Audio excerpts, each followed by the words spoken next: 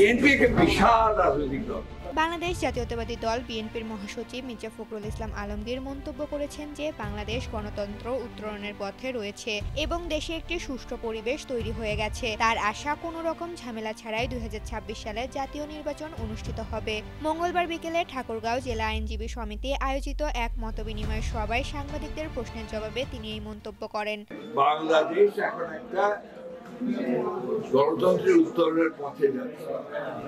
ইতিমধ্যে অন্তর্বর্তীকালীন সরকার নির্বাচনের সম্ভাব্য সময় ঘোষণা করেছে এবং বেশিরভাগ রাজনৈতিক দল তাদের ক্যান্ডিডেট ঘোষণা করেছে এবং দেশে নির্বাচনের একটা আবহাওয়া সৃষ্টি হয়েছে। সুতরাং আমরা কিন্তু আশাবাদী কোন রকম ঝামেলা ছাড়াই 26 ফেব্রুয়ারির প্রথম দিকে এবং মধ্যবর্তী সময় নির্বাচন অনুষ্ঠিত হবে। মতবিনিময় সভায় আইনজীবীদের সঙ্গে দেশের বর্তমান রাজনৈতিক পরিস্থিতি, আইনের স্বাধীনতা এবং মানবাধিকার নিয়ে আলোচনা করেন বিএনপি মহাসচিব। তিনি জোর দিয়ে বলেন, দেশের গণতান্ত্রিক অধিকার ও আইন শাসন রক্ষায় আইনজীবীদের ভূমিকা অত্যন্ত গুরুত্বপূর্ণ।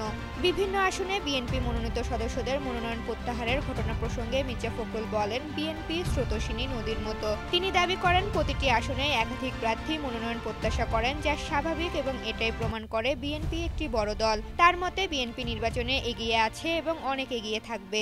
বিএনপি একটা বিশাল রাজনৈতিক দল। এটা একটা আপনার স্রোতস্বিনী নদীর মতো। এখানে এক একটা কনস্টিটিউয়েন্সিতে 4টা-5টা করে ক্যান্ডিডেট থাকে। কিছু তো আপনার সমস্যা হবেই। এটা বরাবরই হয়ে এসছে, তাতে কোনো অসুবিধা নাই। এটা হওয়াটাই বোঝা যায় যে বিএনপি একটা বড় রাজনৈতিক দল। ক্ষমতায় ভারসাম্যের কথা উল্লেখ করে ফখরুল ইসলাম আলমগীর বলেন, তারা নীতিগতভাবে একমত হয়েছেন যে একজন ব্যক্তি 2 বারের বেশি প্রধানমন্ত্রী থাকতে পারবেন না। এছাড়া তিনি নতুন প্রজন্মকে গুরুত্ব দিয়ে তাদের ভাবনাকে স্বাগত জানানোর উপর জোর দেন। তিনি আরও বলেন, আর কতদিন আমরা প্রতিহিংসার রাজনীতি করব? আমাদের এমন একটি জায়গায় আসা উচিত যা আমাদের সমাজকে শান্তি দিতে পারে। আমরা অভিজ্ঞতা দেখেছি, একটা ব্যক্তি যদি বেশি দিন ক্ষমতায় থাকে তাহলে দেখা যায় যে কর্তৃত্ববাদী হয়ে যায়, কর্তৃত্ববাদী হয়ে যাচ্ছে অথবা আপনার দারুণ ভাবে স্বেচ্ছাচারিতা করছে। সেই ক্ষেত্রে আমরা একমত হয়েছি যে 2 টার্মের বেশি কেউ প্রধানমন্ত্রী হওয়া যাবে না। রাষ্ট্রপতি এবং প্রধানমন্ত্রীর ক্ষমতার মধ্যে আমরা ভারসাম্য নিয়ে এসেছি।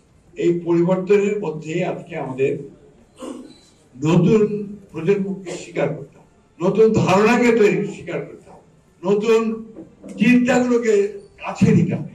আমরা এই যে বয়স্ক মানুষ আছি, আমরা বলি ছেলেরা কি বলছে এটা বললে হবে না। ছেলেরা কি বলছে সেটা বোঝার চেষ্টা করতে হবে। It's a new generation. তাদের ভাষা, তাদের কথা আর আমাদের ভাষার কথা এক হবে না। এটা বুঝে নিয়ে, তাদেরকে বুঝে নিয়ে যদি আমরা এগোতে পারি তাহলে বোধহয় একটা কোঅর্ডিনেশন করা যাবে, একটা সমন্বয় করা যাবে, তাই না? আমাদের উচিত এই ধরনের ইয়াং ছেলেদেরকে আপনার স্বাগত জানানো।